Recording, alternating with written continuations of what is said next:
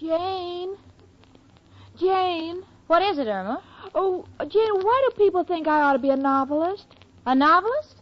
Well, I don't know, honey. What makes you say that? Well, every time I talk to them, they say, Irma Peterson, you're one for the books.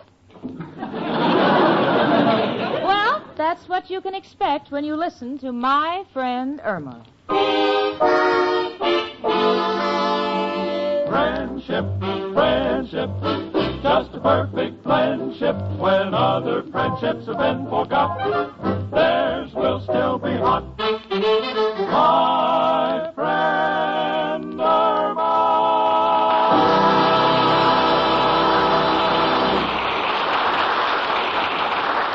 Lever Brothers Company, makers of Swan, the soap with the exclusive super creamed blend, presents Our friend Swan. With my friend Irma. Starring Mary Wilson as Irma and Cathy Lewis as Jane.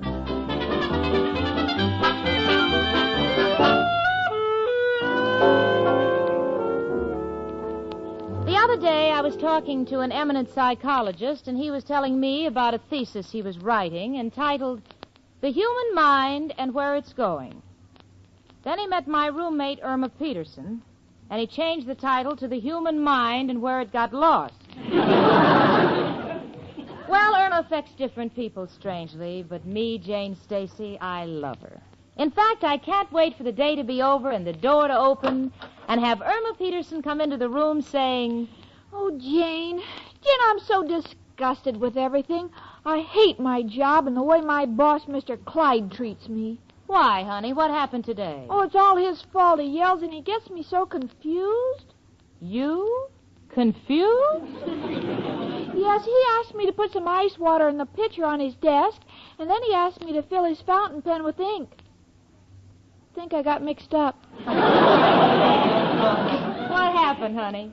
He was blue all day. Well, honey, don't bring your work and your troubles home with you. Just relax. Here's part of the paper. Here's the comics. I don't feel like the comics, Jane. Haven't you got something light to read?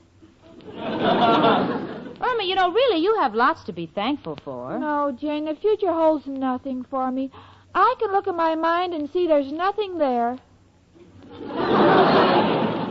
Say, Irma, listen to this story in the newspaper. What's it say, Jane? It says, eccentric farmer leaves $50,000 to unknown niece. Henry Peterson, a farmer in Minnesota, was found dead. At his bedside was a note leaving his estate appraised at $50,000 to a niece named Irma. Investigators are seeking the whereabouts of the heiress. Irma, does that sound like one of your relatives? Gee, I don't know, Jane. None of my uncles was eccentric. Of course, there was my Uncle Peter. He was kicked in the head by a mule, but he wasn't eccentric because he didn't shoot the mule. He bought it bedroom slippers. Well, but Irma, honey, did you ever have an uncle named Henry? Henry, who was a farmer? Well, I think so. He raised corn, but he got in trouble over distribution. Distribution? Yes, he wouldn't sell it by the bushel, just by the bottle. Well, that sounds like a relative of yours. You know, Irma, I've got a funny hunch that you're liable to be the heiress. I'll get it, honey. Hello? Who? Mr. Silk of the law firm of Lerner, Daroff, and Matt? Yes? You want to talk to Miss Peterson? Oh, you're investigating all Irma Petersons. Yes, she's my roommate. You'd like to come out and interview her in regards to the estate of the late Henry Peterson? Yes, I just read about it.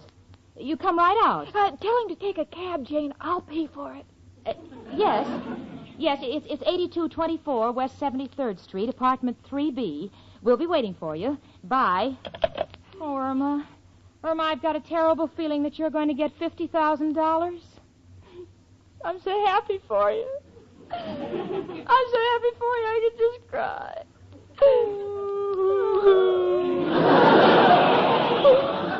Don't cry, Jane, because when you cry, I cry. Oh. But, honey, I'm so happy I have to cry. Well, let's both cry, Jane, Because now we can afford all the Kleenex in the world.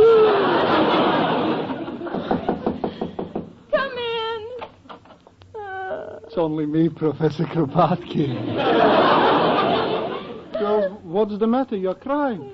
Oh, Professor, something terrible has happened. My poor Irma, what is it? I just inherited $50,000. Oh, that's... What? That's right. Her Uncle Henry died. $50,000? Congratulations, Miss Peterson. Miss Peterson? You always called me Irma. Naturally. Yesterday you were a poor working girl everybody felt sorry for. But today you're a millionaire. But, Professor, money won't change me. I'm what I am, and nothing can be done about it. I mean... Irma, my darling little pigeon, you mean now that you're rich, you'll still talk to a poor man like Kropotkin? Well, why not? The rich and poor can live together. After all, the Rockefellers talk to the Joneses. Irma, that's only because the Rockefellers own the phone company, and every time the Joneses talk, the Rockefellers get the nickel. Let's face reality, Irma, darling. You are lucky, and you have our blessing. Of course, we're not sure that Irma's getting the money, Professor, but she seems to fit the general description of the family. Yeah, and a Mr. Silk from the lawyer's office is coming over to check on me. My little Irma, rich girl. Oh, what a life of luxury you'll lead. With money like that, you'll have a Parisian chateau. Oh, no, I look ridiculous in those French hats. Come in. Hello, girls. Hello, Professor. Hello, Mrs. O'Reilly. Girls, could I trouble you for a little brown shoe polish? I left my eyelashes on the windowsill and the sun bleached one of them. Oh, sure, Miss O'Reilly. Tell me, why is everyone looking so happy? I just inherited $50,000. Irma, you've been in the sun too long, too. No, it's true, Mrs. O'Reilly. We have an heiress in our midst. Glory be. Mm-hmm. Well, Irma, now that you're such a lady, I suppose you'll be expecting me to improve your quarters. What do you mean improve? Let me tell you, Mrs. O'Reilly, you would have to have this building painted, plastered, and completely renovated before you could get it condemned.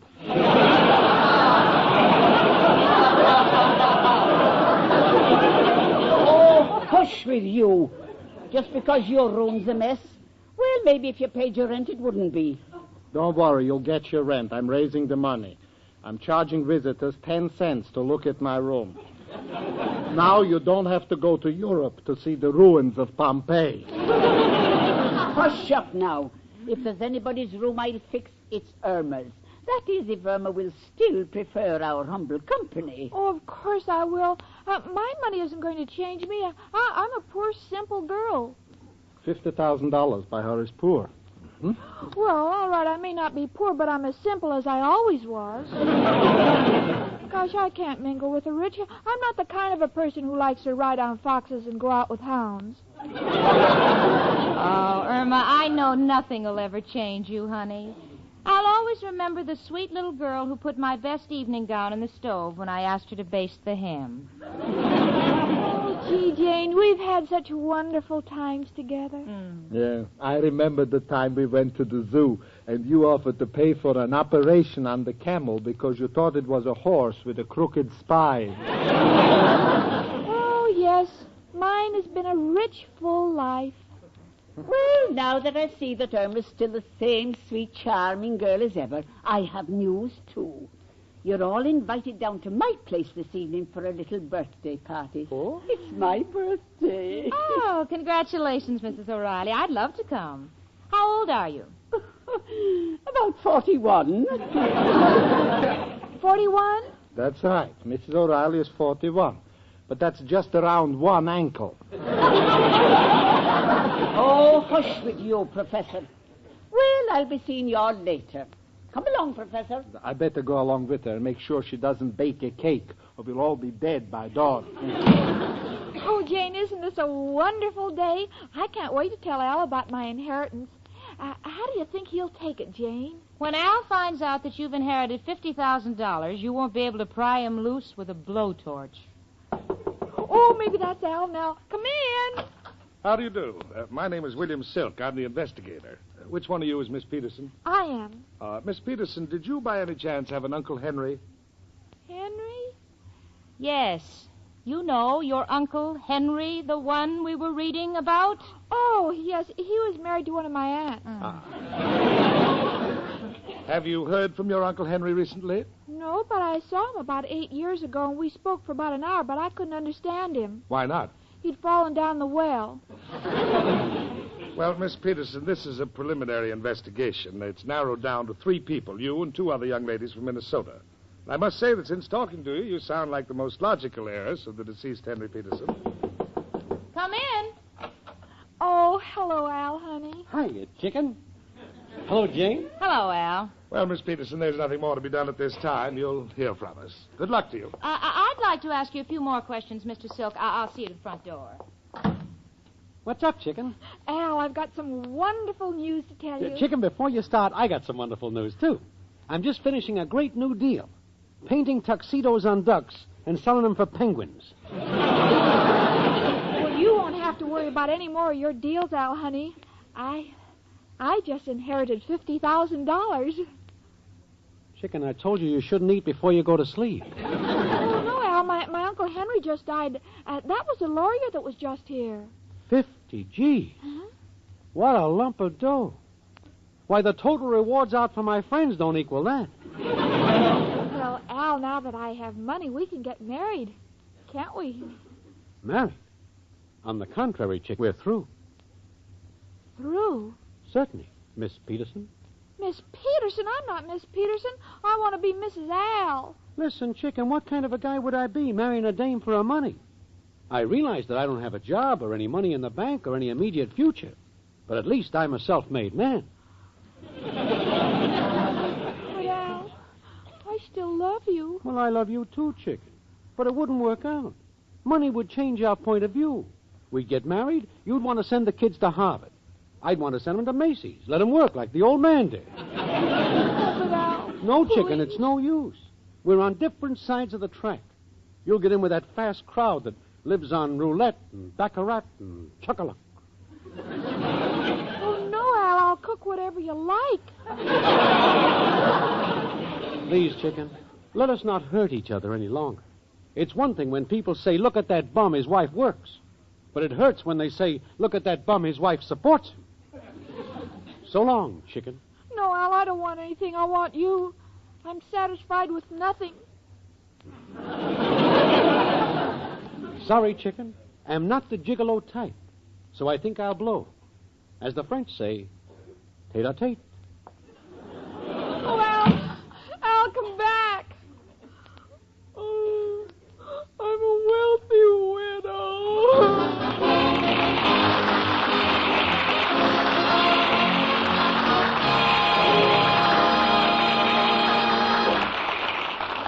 You know, ladies, you can tell Swan differs from other soaps just by feeling a cake of Swan. It feels smoother.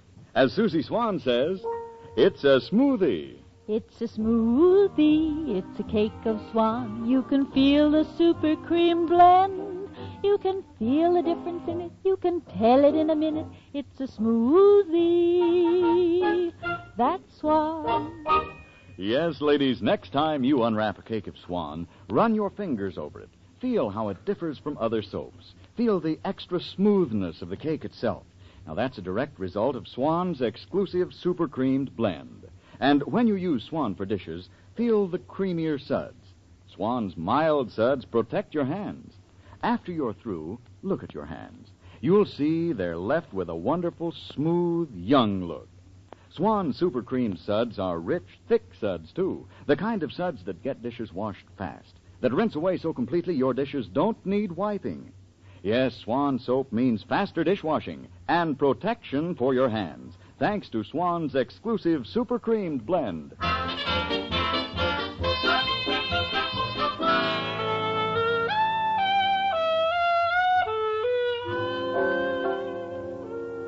Well, Irma is certain she will never see Al again, and she's putting on a scene that would make Napoleon's death seem like a picnic. She's stretched out on the sofa, just sobbing her poor heart out. She has Al's picture in her hands. He's in a sailor suit. No, Al was never in the Navy. He borrowed the suit because he heard of a dance where servicemen were admitted free. Now she's kissing the picture and crying, and drinking water. She's been doing this all afternoon. Honey, what's the idea of drinking so much water? Well, I expect to cry all night, and I don't want to run out of tears. Oh, sweetie, this is no time for tears. Why, you should rejoice, Irma. You're on the verge of inheriting $50,000. You should be happy. No, Jane, I'll never be happy without Al. Oh, now, sweetie, don't be so dramatic. For heaven's sakes, with your money, you'll meet other men. Not like Al. He was so sweet. And he taught me so many things. At night, we'd sit on a park bench, and he'd point out all the stars for me. The North Star, the little diaper, the big diaper. Irma, unless someone hung their wash very high, the word is dipper. Honey, I've told you repeatedly, honest, other men will bring you happiness. I don't want happiness. I want Al. Oh, Irma. Oh, the poor kid. I don't... Come in. Hello, Jane. Oh, am I early for Mrs. O'Reilly's party? Oh, gee, Richard, I'm so glad to see you. Irma's in the bedroom just crying her eyes out. I don't know what to do. What's happened? Well, it looks like Irma has inherited $50,000 from an Uncle Henry, and Al has walked out on her. He feels that the money will come between them. Al walking out on money? Yeah. The same Al who stands in front of a vending machine for hours hoping someone's nickel will get stuck? Mm-hmm. That's the story, Richard. She's in the bedroom crying her eyes out. There's only one thing we can do. Get Al back. Exactly. And I have an idea what to tell him. Well, where can you get in touch with him? Oh, yeah. Well, let's see. This is the night he usually brings Irma flowers. But since he's not dating her tonight, there's no sense in trying to reach him at the funeral parlor. Now, let's see. Where else would... Come in. Oh, Al, I was just trying to get in touch with you. Just dropped by to return Chicken's picture. Every time I read what she wrote on it, it tortures me more than I can stand. Oh. Let me see the picture. Dear Al, I love you oh so madly, with all my soul and flesh. I dream of when you'll marry me and carry me across the thresh.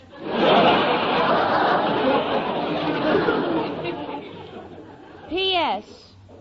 Excuse me for not adding hold after thresh, but I had no room and didn't want to write on my head because I just had my hair done.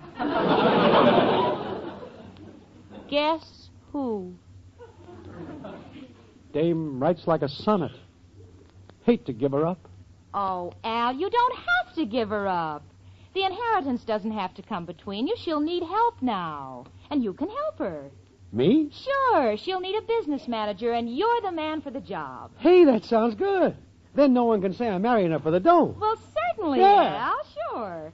Now, we know that you want to be alone with Irma, so Richard and I'll just go on down to Mrs. O'Reilly's party. Come on, Richard. I'm with you, Jane. Chicken, it's me, Al. Come out, I want to talk to you. Chicken. Al. Baby. Honey. Oh, Al, you're back. Uh-huh, we can get married. Gonna be your business manager. Gonna invest your money. Oh, how, Al? There's only one man who can tell us. Who, Al? Who else but... Hello, Joe. Al, got a problem. Irma's got 50 G's, and we want to know what to do with...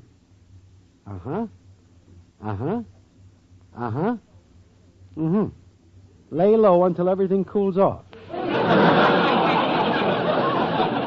No, Joe, this money ain't hot. It's legitimate. If it's legitimate, you're not interested. Okay, Joe, so long. Chicken, I got an idea. When you get your inheritance, we put it in government bonds. All but $500. What's that for? I'll show you. Take me to Mrs. O'Reilly's party. My arm, Chicken.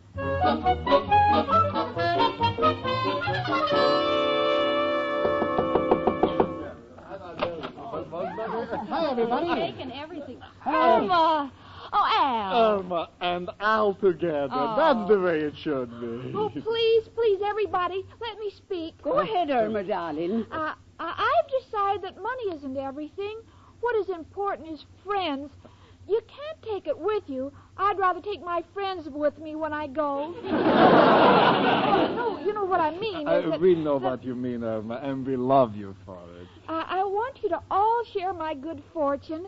So after the party, I want everybody to buy themselves a gift. Huh? You know, something you wouldn't spend your own money for. Oh, honey, you Jane, don't I have... insist. Just to show you what you all mean to me. Well, Irma, if you insist.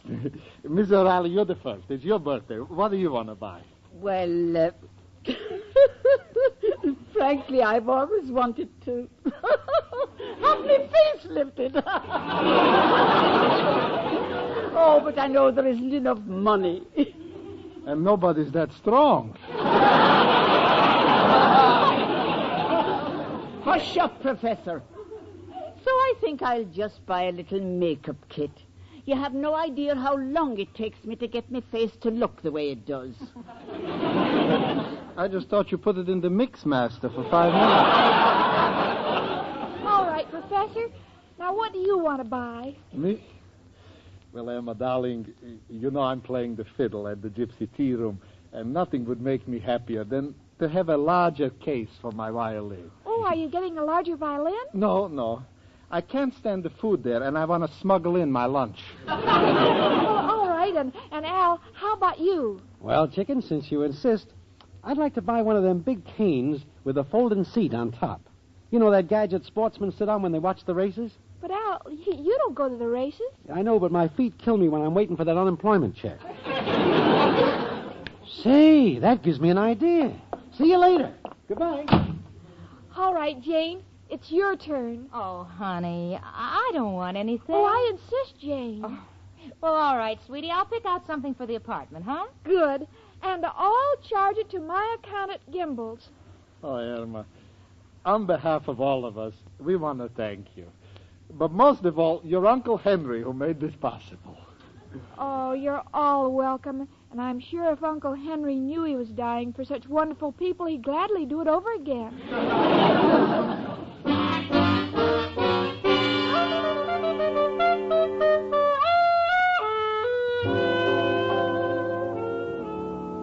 Well, we've all done our shopping, and you've never seen such a happy gang. Mrs. O'Reilly has purchased the most extensive makeup kit, everything from lipstick to mud pack. When the professor saw her face, he said, put it back in the mud again. Al and the professor got exactly what they wanted, and as for me, I bought a small Persian rug. Irma thinks it's very impractical because she says we very seldom entertain Persians.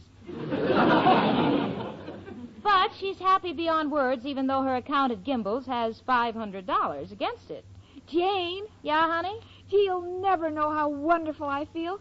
I helped all my friends, and Al has a job working for me. Yeah.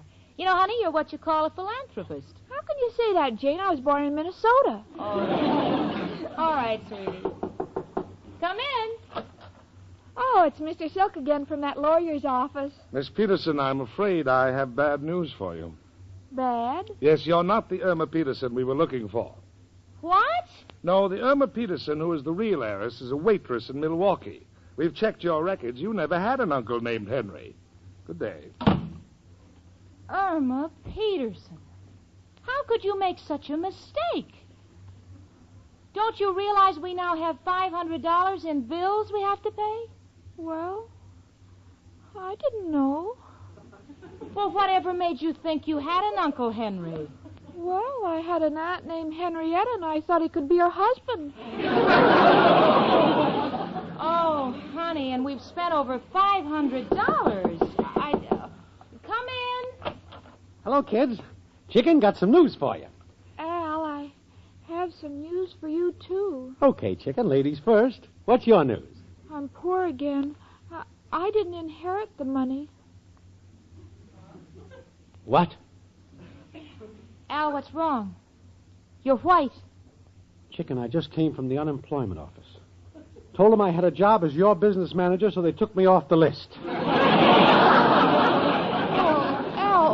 that mean? Chicken, I'm a total failure. I'm the only guy who's unemployed at being unemployed.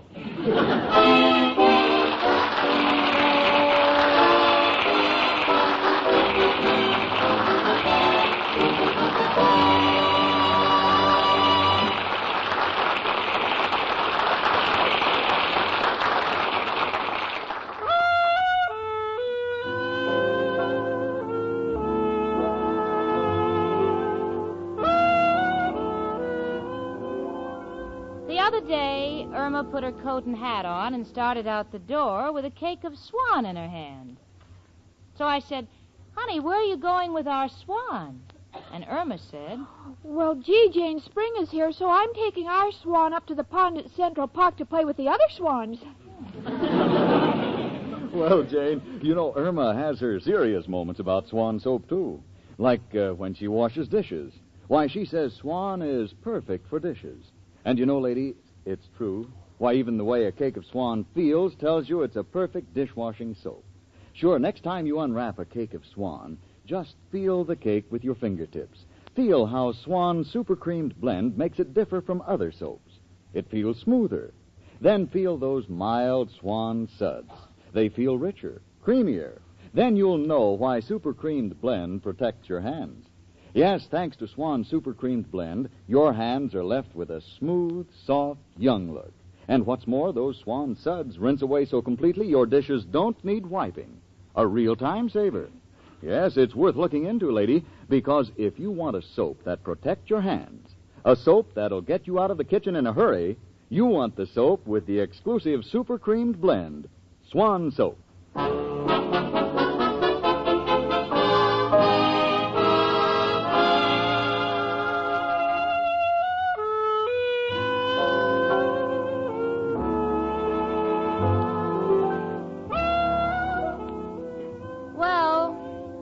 Thanks to Irma's imaginary inheritance, we have an extra mouth to feed. Al shows up promptly, morning, noon, and night for his meals. As for the $500 on Irma's charge account, well, everyone's been nice enough to return their gifts. And Irma, well, she just won't forget what happened. Honey. Yes, Jane? Honey, have you seen my gold locket? You know, the one I inherited from my grandmother. Oh, I gave it away, Jane. I don't want you to get in the same trouble I did. You know, if I ever wanted to give anything away, it'll be my friend Irma.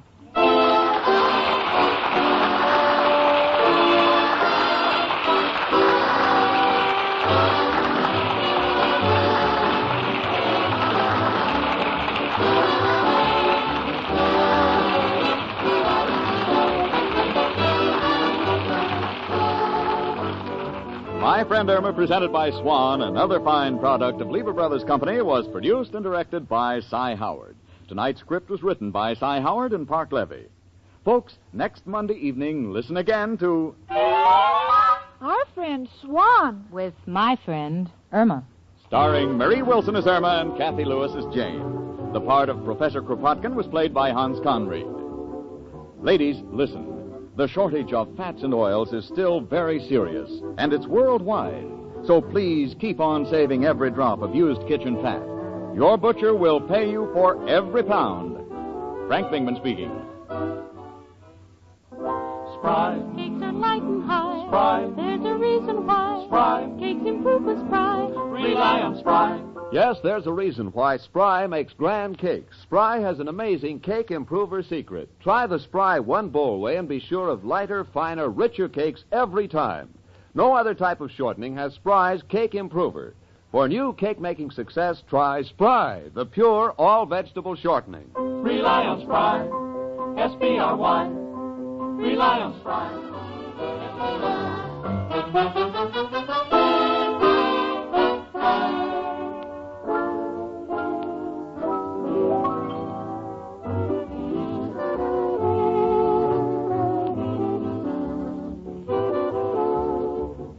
Tune in next week 1 hour earlier and listen to the Lux Radio Theater, immediately followed by My Friend Irma. This is CBS, where 99 million people gather every week, the Columbia Broadcasting System.